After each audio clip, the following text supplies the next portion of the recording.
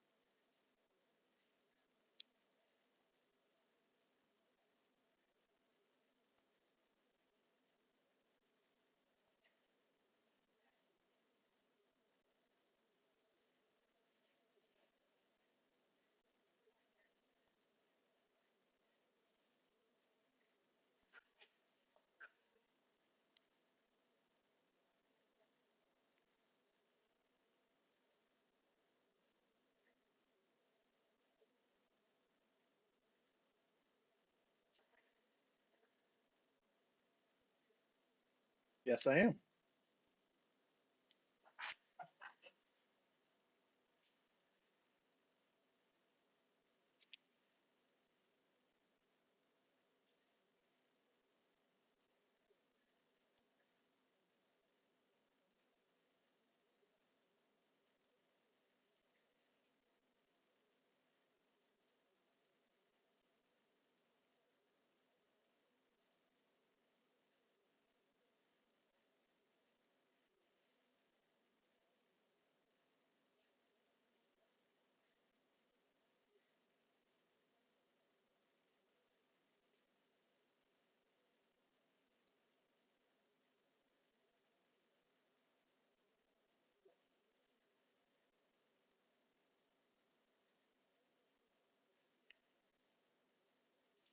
Thank you, Danita. Let's see. It's time for me to present. All right. So this presentation is called Make Metrics That Make People Act. And by the end, we're not just saying this, but by the end, you will have acted. You've written three metrics for a project that you've owned or actually own now. So if you have a project in mind, have a project in mind. The missing ending. Have you ever shipped something and you never find out if it worked? So I think raise your hand or push one or type one in the chat if that is something that you have experienced.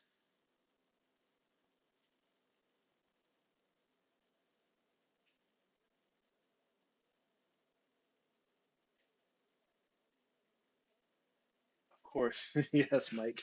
Not by choice, certainly. So why does that keep happening? Well, I want you to keep that question in mind, and then I want you to take in this quote. This quote by Ron Koavi. He is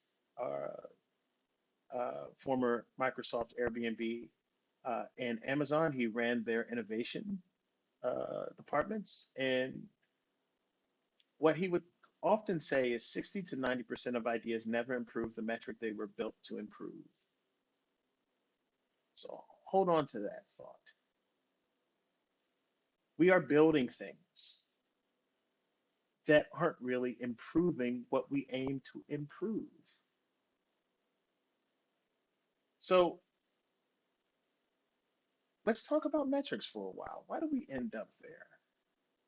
I think the first thing that we have to understand is that there are two different types of metrics that we should think about. The first is called a leading indicator. And a leading indicator is a signal you can measure in short cycles while the work is still in motion. So you can change course before you get to lagging indicators. And so uh, put a two in the chat if you've ever thought about this distinction, thinking about numbers that you can that'll help you change course versus numbers that are just kind of the end goal. We're going to talk about leading indicators today. And while lagging indicators are important and they show up in things like success metrics, we have an opportunity as user experience professionals to really leverage our insights with numbers. If we can start talking about things that will change our direction as opposed to just success. And so let's talk about making things decidable. So, what's the difference? Vague is often about feelings. It feels risky. Stakeholders seem unsure. Adoption is kind of low. These are all feelings. They may feel true at the time, and honestly, they may be true, but it's very difficult to make someone act on a feeling. Why is that? Well, everybody interprets their feelings different. There's no anchor to hold people into a singular position. That's the difference between vague and decidable. Decidable metrics or metrics that make people act are very clear. They use quantitative metrics uh, that will help you, or quantitative signals that'll help you understand what is happening. And these are very definable.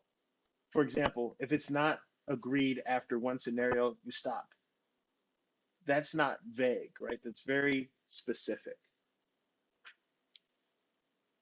Now, I want to talk about three ways to write decidable metrics that will help you uh, make people act. So let's chat about that.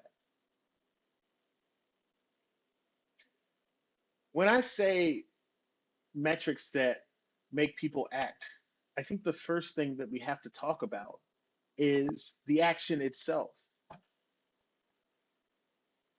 Metric, we want to help people make decisions, and it's a lot easier to help people make decisions if you can give them a nudge, if you can tell them, what are you supposed to think about this? However, when we talk about metrics and we talk about numbers, rarely do we do that. How much more helpful would it be if next to a metric you said, you should keep going, or maybe we should change direction here? And so that's what we want to do here with these three signals. We're going to add the action to the metric to help people start to act. And the three I want to introduce to you today are stop, pivot, and invest. So let's talk about these three signals. Stop. That means stop. There's no ambiguity on stop. If it's a line that crossed, you just end the project. In the factories that Toyota runs, they have a big red uh, pulley, and anybody on the factory line that works at Toyota can pull that red pulley and stop the production line. Why? Because if you notice something, you shouldn't have to ask somebody to stop. You should just stop. Now, that might not be culturally possible where you are, but the least you can do is to say, if we run into this, we can stop that. Next is pivot. And pivot is at the core of a lot of the product mind, uh, the product based thinking that is everywhere today, whether it's Marty Kagan when he talks about empowered, if you're talking about agile, if you're talking about even things like safe. The idea is when we find things that should change direction, we should change direction. This is what our sprints are for. Um, and so I think we should start to label these things. If we notice this, then we should have a conversation about how we change direction, as opposed to just saying that we'll change direction when we change direction. And lastly, there's invest. It's not, we don't just want to stop and change direction. There's oftentimes where we want to invest or double down on things, right? And I mean invest. When I say invest, I mean we're willing to take other resources away in order to power whatever initiative that we're currently working on. And so it's often important to say, what is our green light? What is going to make us do backflips? What is going to make us celebrate?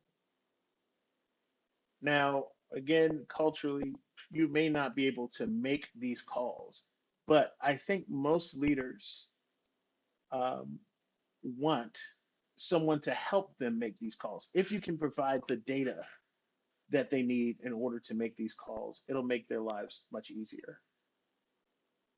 And so before we move forward, I want you to spend about a minute and think about a project in the past. Uh, you'll be writing a stop, pivot, and invest for that project as we go on. So I'll give you a minute um, and give me a three in the chat when you're done.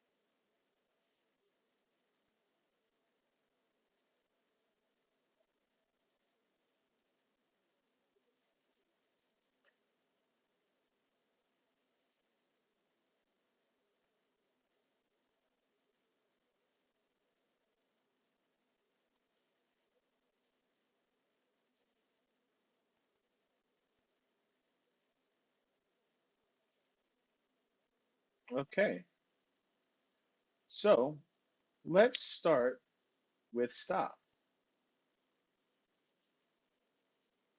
Let's define stop.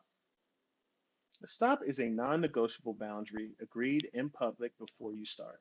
So if it's ever crossed when the team crosses it, they halt immediately and completely. No debate. So let's take a look at this definition and let's break it down a bit. A non-negotiable boundary. Where do you usually find these? These are usually legal.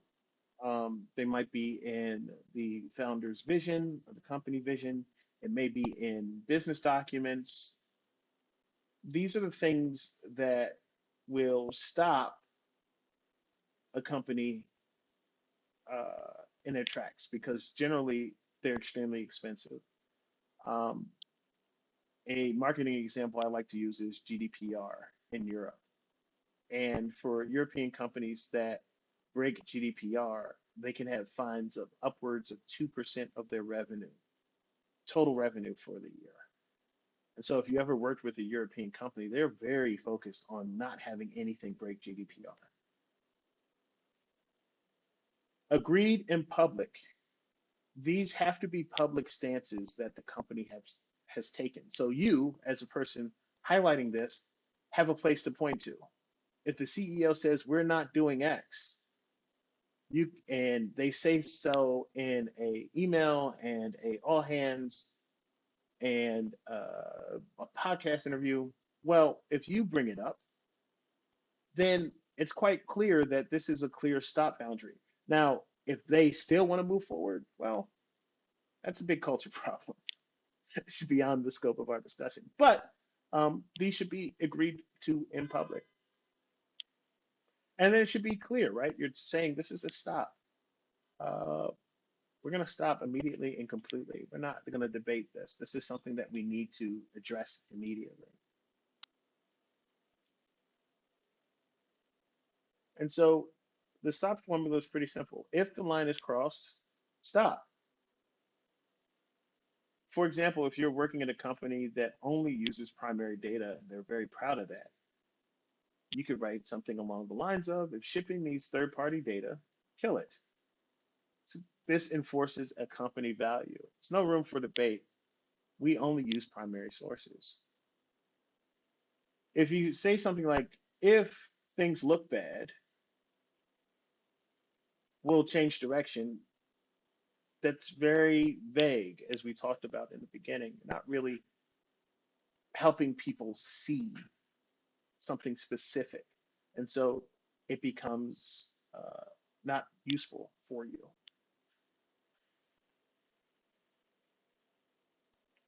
Uh, all right, I see your question, Mike. Um, let's hold to that to the end because that's a good question. I want to dig deep after we go through this entire thing.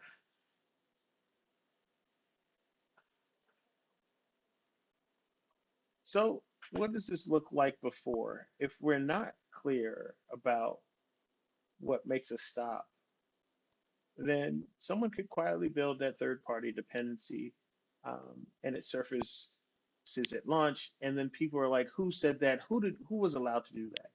Right? If we're using this example where we are the company that only uses primary sources, so it will be found and the blame will fly. But if you have something that's very clear and you reference that stop line, whenever you run into it, people know it's not anybody's fault. This is just something we run into and we need to move forward.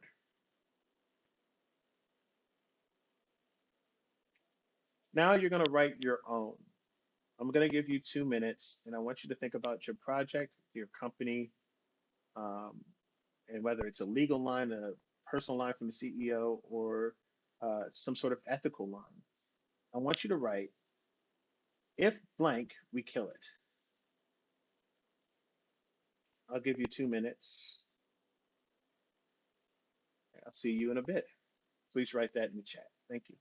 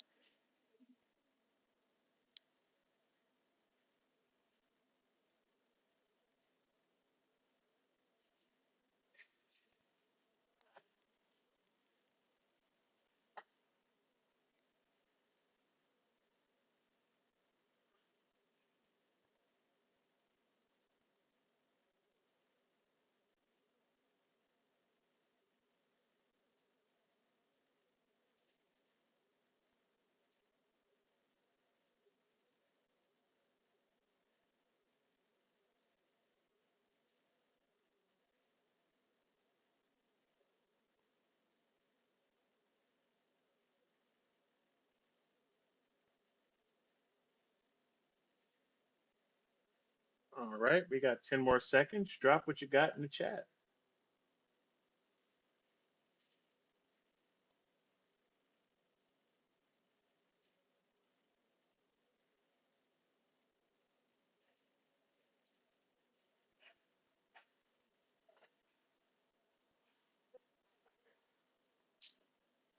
All right, fantastic.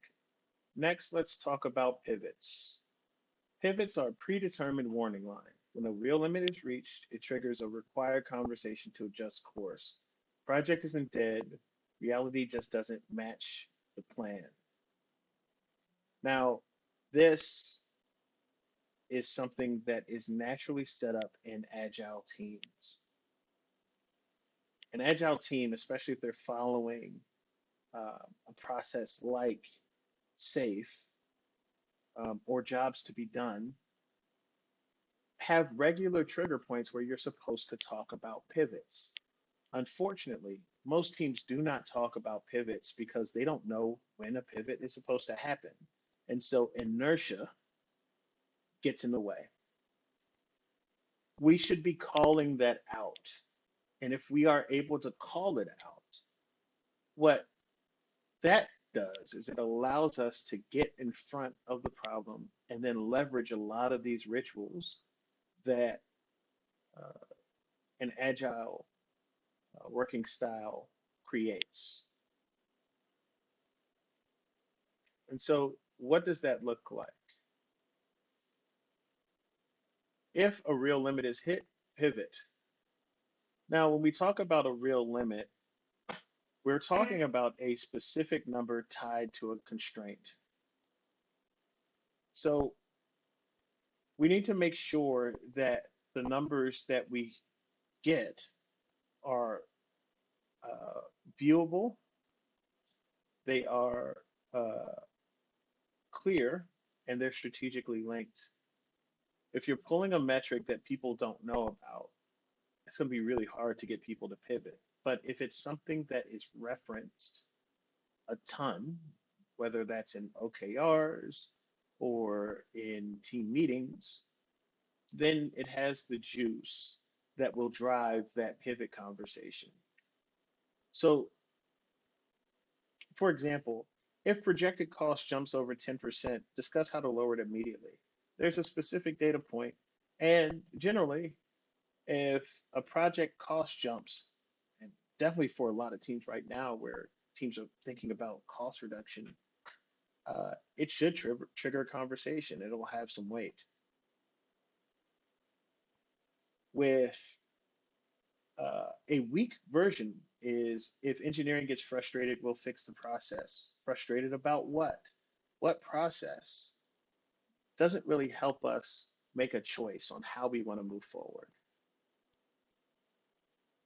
And so before you put a pivot down, costs, in this example, costs may creep up. No one flags it, and then the overrun becomes a crisis after launch. It's uh, and then afterwards, the 10% line trips early. People have that conversation. I have seen this in this particular metric work um, when I was a first-time product director, maybe time is moving on, maybe 10 years ago, about 10 years ago, where we had a redesign and uh, before we started staking that around a particular number, it was very easy for people to go, costs are lower, costs are lower, costs are lower. But once we put uh, that clarity around that 10%, um, people were uh, people were really engaged in figuring out how to drop that number. And so sometimes just labeling things and saying them clearly with discrete numbers can really drive action. And so you're going to write your pivot. If blank change direction. Remember, you're thinking about a number, uh, and it needs to be specific and discrete. You got 2 minutes.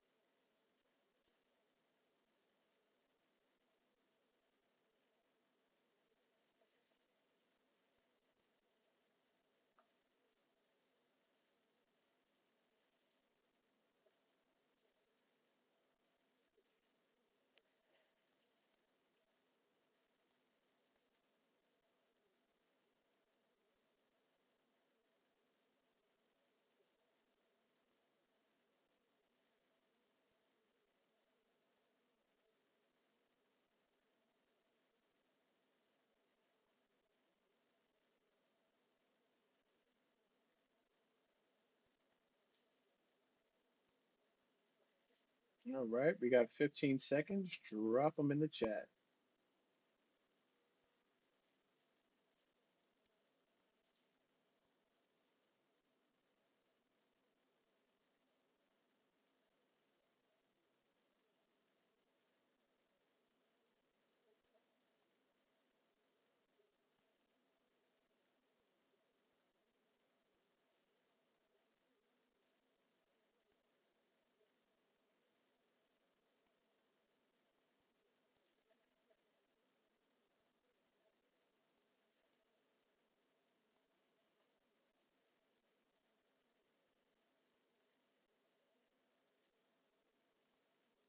Let's talk about invest.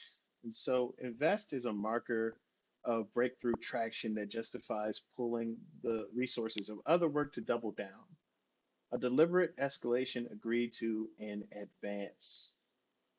Now, this one is scary to a lot of people because you're asking for more resources. You're saying we need to take from something else. But one thing that I think leadership appreciates, especially in startups, is being decisive. What is going to drive our next breakthrough? If you have an opinion, great. We're all in the business of having that opinion, especially very early in a company's process. And if you have a stack of them, it becomes less about personalizing a team's resource count and more about personalizing the mission. It's even better for the team and leadership is if you're having these discussions early and often. Now, an example of a team that did this well was Facebook. And the invest marker that really drove Facebook to the place where it is now in all of our lives permanently is they figured out that if you get 7 friends in 10 days, then you're going to be sticky on the platform. And so, what does that mean? Any feature that drives that result should be invested in. Making that clear to people is a way that you can get the right teams invested in the right places, and even having an opinion there, a clear opinion, um, is a big leg up, especially if you have plans for leadership one day. And so you basically want to say, if the strong signal appears, invest. And when we're talking about a strong signal, we're talking about a concrete traction marker agreed up front. For example, hey, if signups are 2x our projection, well, I think we need to move forward. Or the example I used before, well, we understand that if seven people, uh, if a person does seven friend requests in 10 days, they're going to be stuck on the platform. Well, anything that's tied to that needs to be invested in. Weak is stuff that's happening here, right? If a project launches on time, we'll keep working on it. That doesn't tell me if I should invest in it or not. A project could be late and be worth investing in. Um, we're focusing on what is pulling people in or whatever our goal is and what's going to make us really drop everything and move. And so before a strong signal appears, and then if it's not clear, the team will hesitate and then you lose momentum. And oftentimes that could also mean you're losing the advantage in the marketplace. But if you're in front of it and you're having these conversations about what would make us invest, what makes us double down, well, it won't be just you looking for it, it'll be the team looking for it. And better decisions will be made over time. And so I want you to think about this one. If blank happens, lean in. Write your invest statement now. You've got 2 minutes.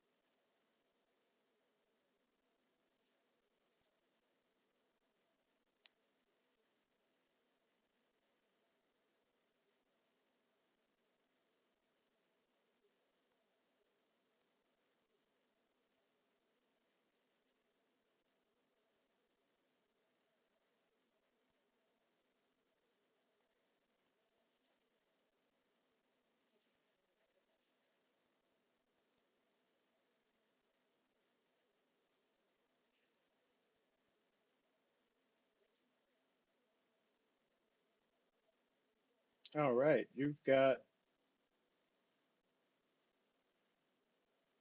10 seconds.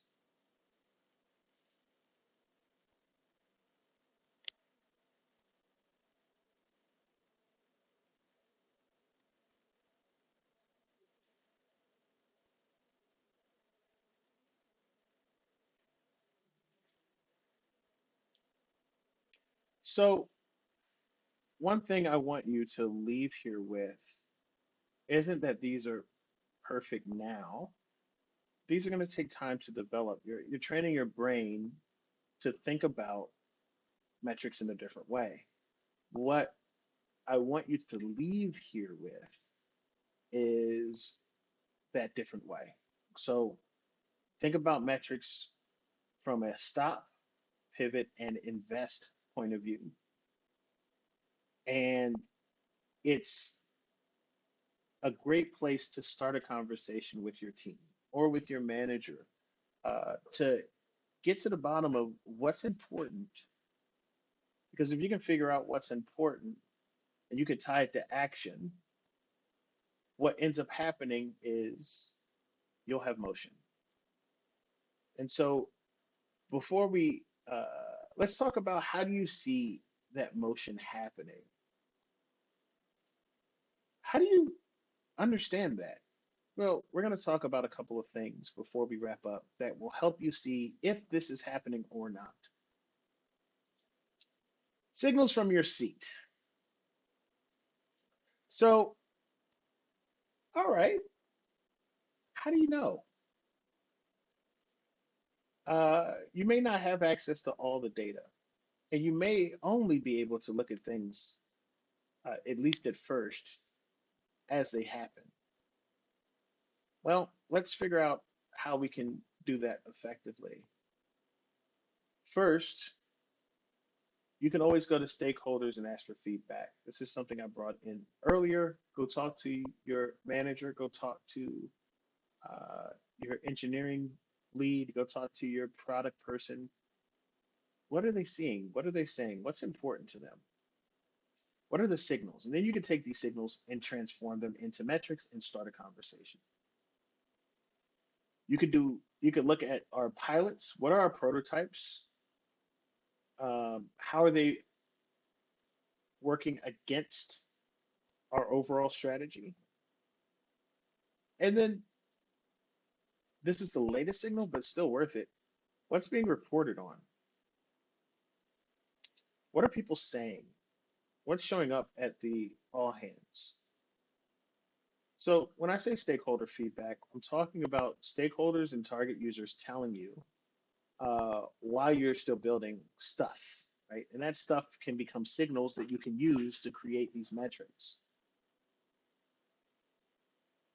For example, if a salesperson says we can't sell X because of Y law, well, there's a stop metric. That's something you can go use. You can take back to your team.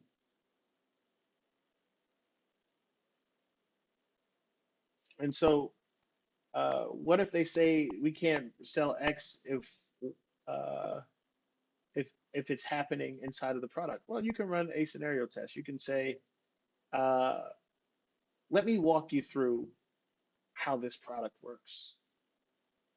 And you can talk about a scenario. As user experience professionals, we have tons of scenarios, right? We've talking to customers, we see how they operate. That's certainly one thing that we can bring to a stakeholder and say, this is what's going to happen. Tell me what you think. Um, and if it's not really landing, well, it's a good opportunity to go, well, let's move on. Pilot adoption. When we talk about prototypes, whether a small scope, uh, when the pilot is out there, um, you can take a look at if it's working, how it's working. Um, a lot of this might look like beta usage to teams or to you, right? Maybe you work at a larger company and there's a beta group. Um, if you can't get in front of things while it's being built, well, you go check in on that pilot. You ship the pilot to a team, and if they don't adopt it in 30 days, maybe you change your approach, right?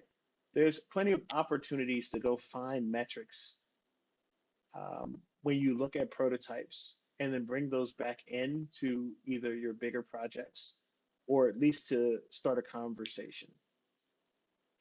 And then lastly, report reference. How does the work show up and how the org reports progress?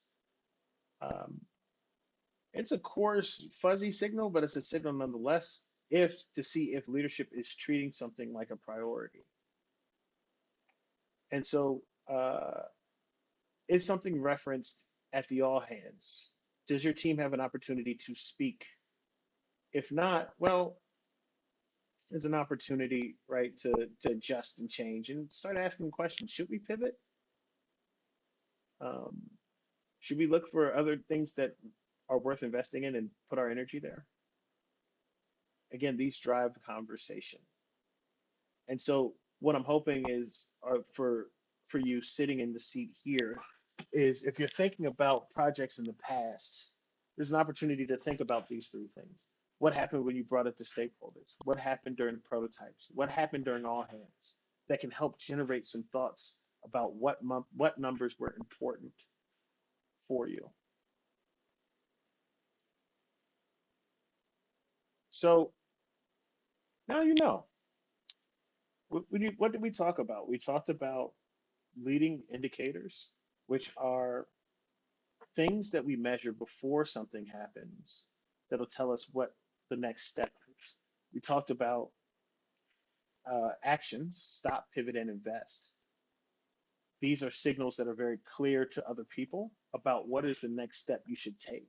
We talked about combining those metrics and those actions into one statement that you can offer up to a team. And you can start to drive that conversation. Even if you can't drive the action, you can at least drive the conversation. And then we talked about how you can look at other signals to see if it's happening or not. Whether that's stakeholder conversations with scenario planning, looking at prototypes and digging into beta team users, or looking at conversations, all hands to see what is next.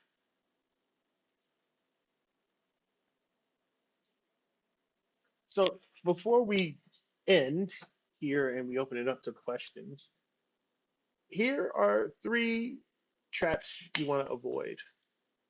You may say, hey, I want to build as many of these metrics as possible. You shouldn't. Our brains can keep track of seven things plus or minus two. If you give people 100 metrics to track, they'll track nothing. We've all experienced sitting and being given a dashboard with 1,000 things on it. We don't look at it. We say we do, but we don't. And so we don't want to do the same thing with our metrics. Let's keep it to 5 to 7, maybe even 3, right? The less, the better, especially as you start out. Um, and then you're allowed to maneuver as best you can. Effort isn't progress. This is a big leadership one. Effort isn't progress. It's very easy to say, we've been working on this thing for 4 weeks. We should finish it. In software development, that is extremely expensive. It's an extremely expensive way of thought. A way of thinking about software development is every day that you move forward, it's probably an exponent of cost. So, like, if you are going, um, if you go 10 days over, right? Well, it's not 10x. That's a little bit of an exaggeration, but let's just, yeah, let's say 10x, right? Not an exponent, but 10x, right? If you go 10 days over, you're probably going to end up spending 10 times the cost. Um, the sooner you stop something, the more money you're saving.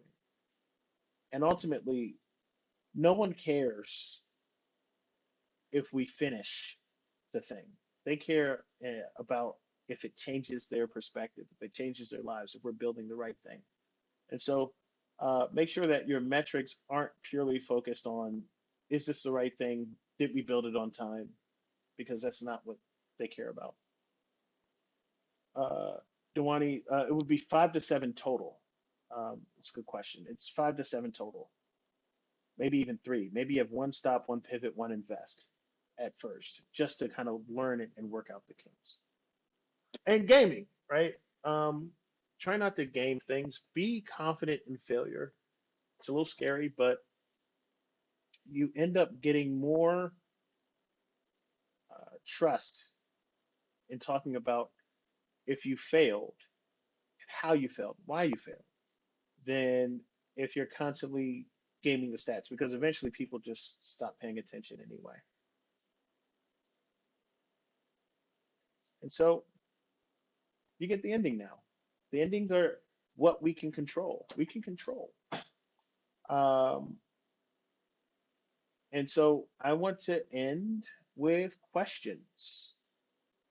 I know we have a couple that are stocked up, but feel free to write your questions into the chat and we'll tackle them one by one.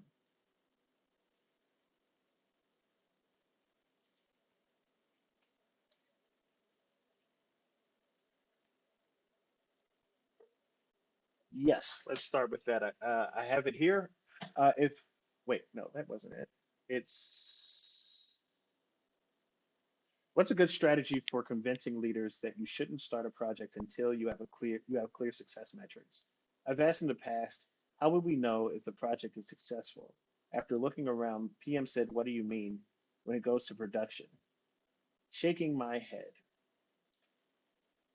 This might sound a little controversial. I don't know if you need clear success metrics at the beginning of a project. I think you need clear direction on what those success metrics may be, because those may change as you start to move forward. To be, I think when you start talking about, and again, this is dependent on the work that you do, right? If you're talking about building a bridge, then yes, you need to have very clear success metrics, right? It shouldn't collapse. But if you're talking about a new app or something along those lines, we have a lot of discovery to understand what the customer cares about. We have these ideas, we have these hypotheses, but until we get our hands dirty and meet the customer, we're not really going to know. And so, I guess a slight pivot on that question is it's less about having complete success metrics, but I do think there is value in having success direction and saying these are our hypotheses, which can be relatively quick to gin up, right? Like I can say, okay, this is what I think success looks like. Throw it on the table. What do you think? What does success look like to you? And then we back up from there. Um, is that helpful? I can go deeper if you'd like.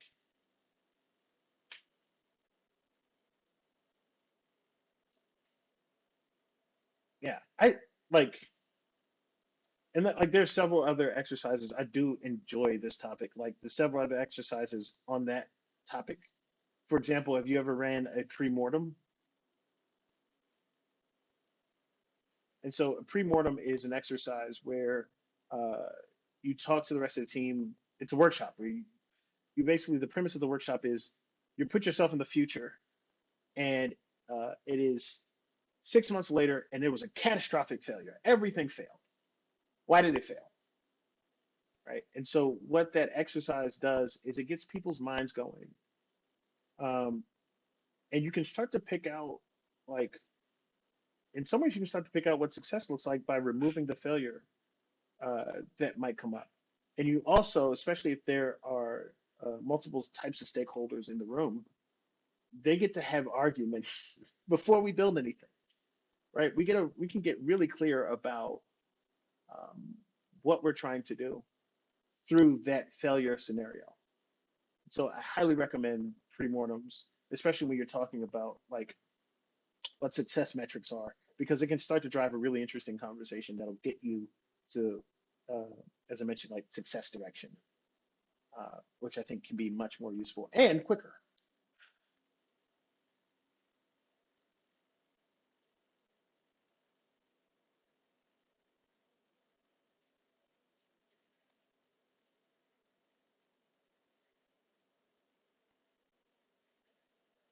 Yes,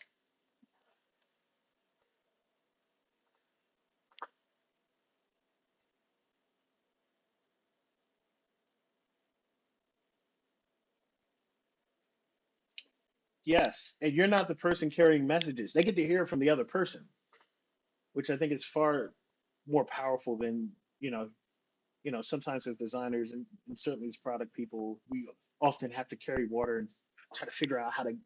No, no, no. It's much better if they hear it from the horse's mouth, so to speak. Just like little tangent here. Just like if you have a presentation, if you have a clip of a customer speaking, how much more powerful it is than saying the customer said this or even a quote. Um, Premortems create that type of environment for your stakeholders. Um, Speaking of, there was something that you wrote, Anita. Problem that for we kept pivoting the types of projects we did, even though when we were successful, simply for the sake of it being different. So yeah, if you want to say a bit more there.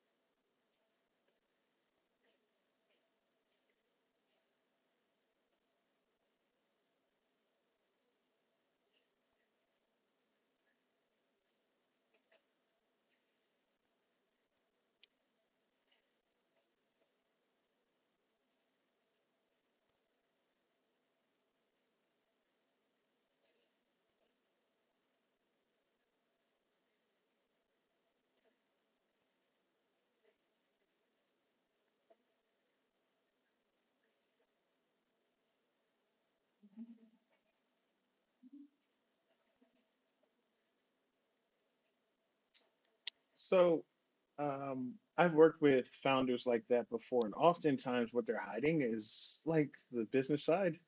Something something is dragging them, whether it's I don't know how the business was funded. I don't know if it was VC, private equity, self-funded.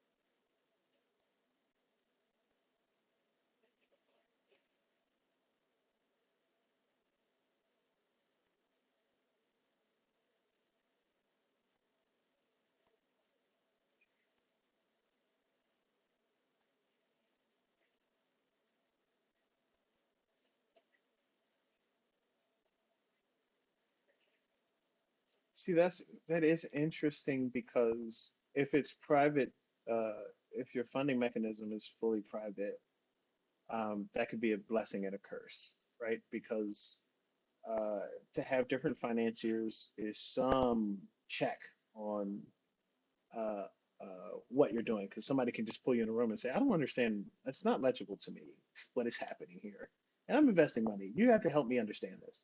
Right, which can be a forcing conversation. But if it is somebody that it's their own money and they're spending it how they want, yeah, you can't tell them. Can't really tell them what to do. I think the only thing you could do in that situation is advocate, right? Like, um, just kind of build trust and, or just accept that this is a roller coaster. Like, and it's more consultancy type of work, which, like, I don't know if that was, kind of how they sold it to you or not, because it sounds like a consultancy.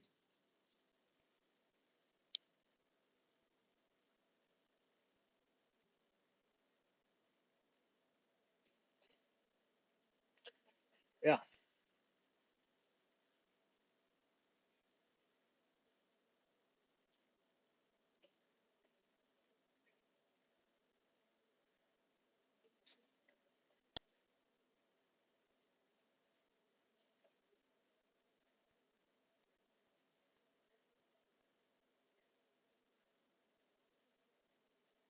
Yeah, I mean that sounds like a consultancy. Like I worked for a couple consultancies in my career, and one day I'm working on virtual reality, another in a couple of weeks I'm working on a Mexican sales app, and a couple of weeks later I'm working on a nonprofit food collector. Like it, yeah, it sounds very consultancy to me.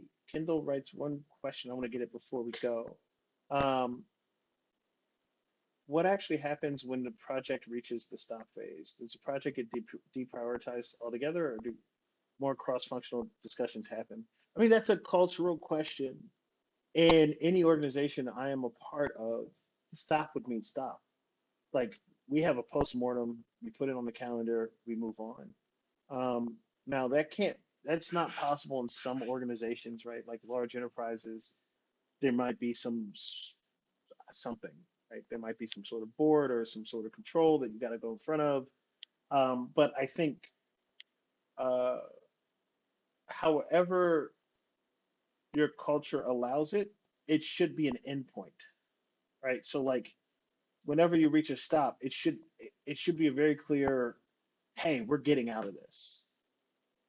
Now, what that looks like is cultural dependent, but the direction should be extremely clear. We are done, um, and we're looking for the next thing.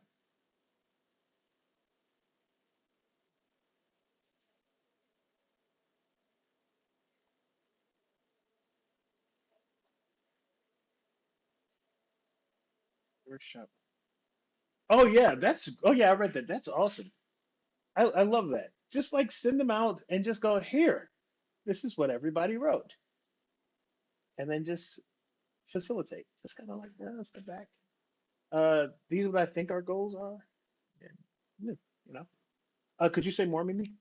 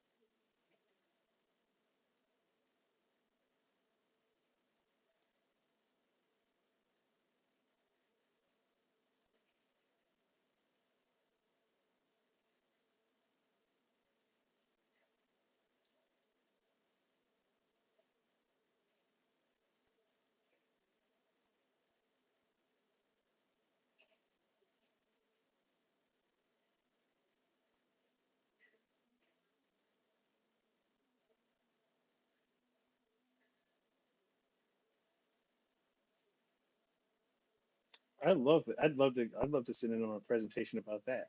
I'll be honest. It's good. I like that a lot. Thank you for sharing.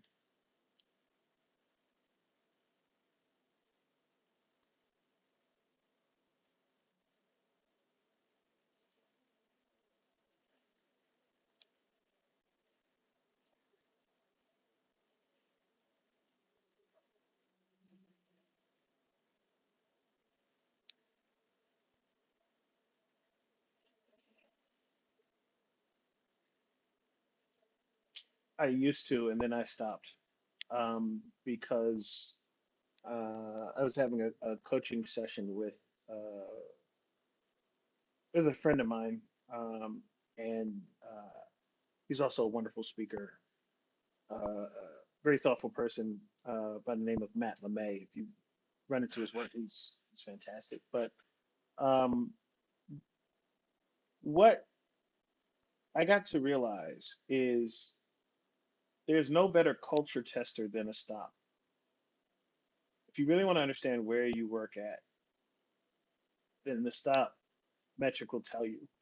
almost immediately because if we go back to the definition, this is something that is um, one public, right? This is something that we've committed to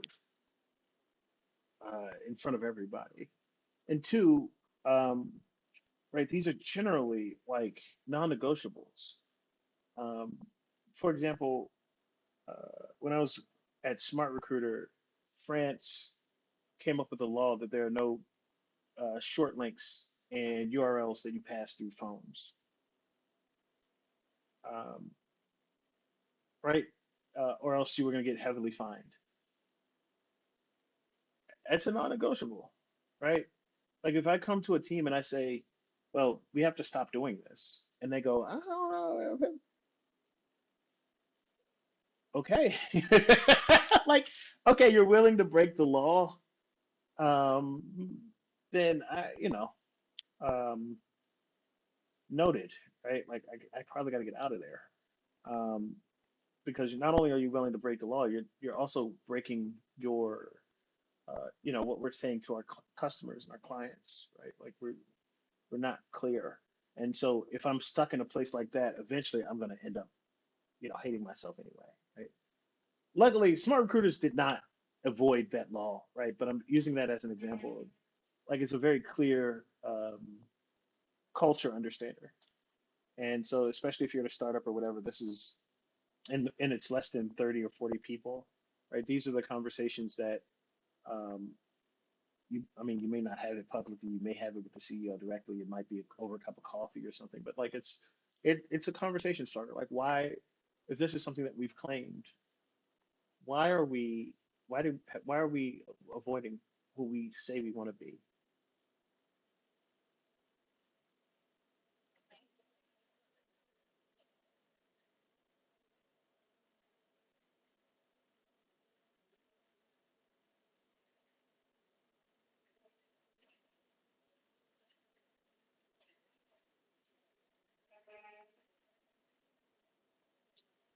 I mean, like, that's still a stop, right? Like, they're making a decision, um, and you know, yeah, that's fine. Um, I don't know. If I start talking about frontier models and AI and what's happening in that home space, we'll be here for another 2 hours. But yeah,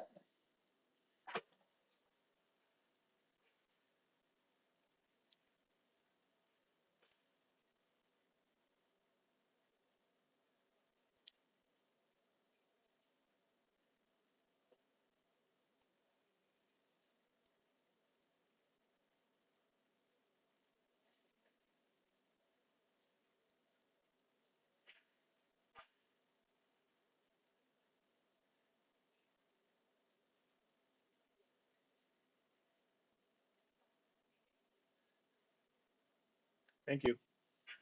Bye.